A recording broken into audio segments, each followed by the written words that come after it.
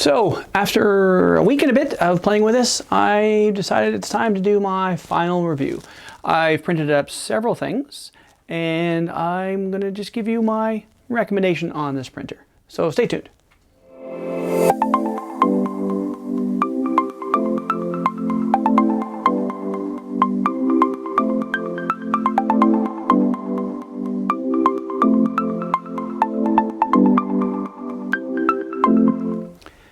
Greetings, Dave here, DCPFX. Thanks for coming back. Now that I've been playing with this printer for a little over a week now, I want to give you a full review. Now, my unboxing was quite popular. A lot of people read it. I got a lot of new subscribers, so thank you. Welcome. I also got a lot of great comments like these, which I really appreciate. The fact that people are viewing these and are looking at them and going, yeah, that's pretty cool. Hey, you actually know what you're talking about.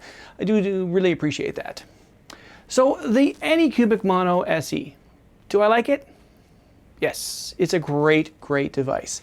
The speed upgrade from my original Photon to the Mono SE, phenomenal. What I did in the end, if you saw my last video, I was trying 2.5 seconds and 20 seconds on the base plate.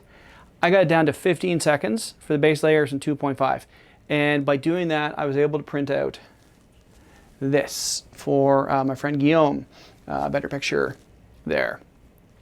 This is the prop buckle for Money More from Power Rangers. You put the coins in here. Anyway, he's going to use this. He's going to make a mold and then cast them in other resin. He's wanted a good print from his design. So there it is there. I've also done nice things like this. Again, better picture there. Eiffel Tower, pretty standard print. A lot of people do the Eiffel Tower because it just shows such detail. In fact, this is better than it was on my original Photon. If you look inside here, even the rails made it. You see better in the picture there. The detail's phenomenal. And because I'm a bit of a nerd, I thought, you know what? Let's print this. Tony Stark's arc reactor. In two pieces. There. Bill Duran at Punished Props made this file available last year, and I did print it on my FDM, and it looked okay.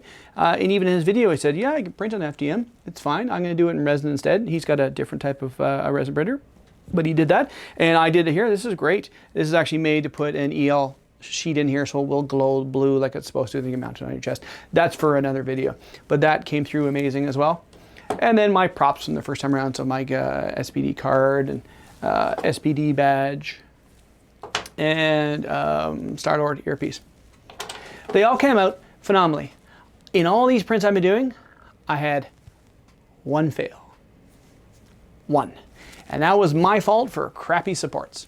If I were to redo it and put the correct supports on it, put some heavy supports on it, my ambient would print just fine and dandy.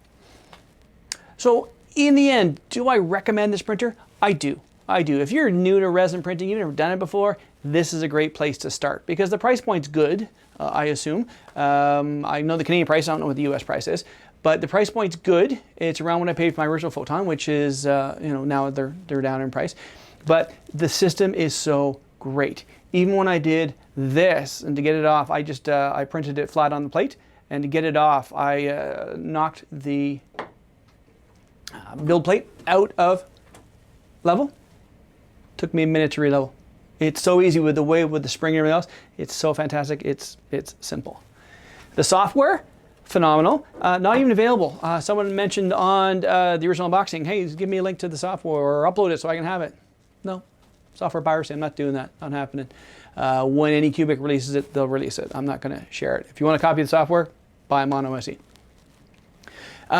Easy to use, yes. One thing you've got to be aware of is when you're doing something like this, you have to prepare ahead of time for everything else. Yes, you get some gloves and mask and everything else. You need to have all that available. You need isopropyl alcohol. You need a wash station. You need a cure station. You need all these things. I'll show some of that later on. I've made a cure station. I've showed it to a few people and they go, that's pretty simple and pretty cheap. Yep.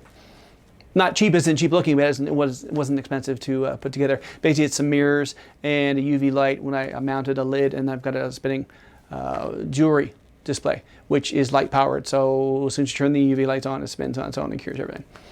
But there's a lot of other things. So if you're looking at this as yeah, this is easy to do to get started, look at the other videos that are available. You need to have, like I say, the curing station and the wash station. And you know what? This stuff can be toxic. So you never see me wearing my gloves because I'm just showing you right off it, and I know how to hold it so it doesn't drip on me.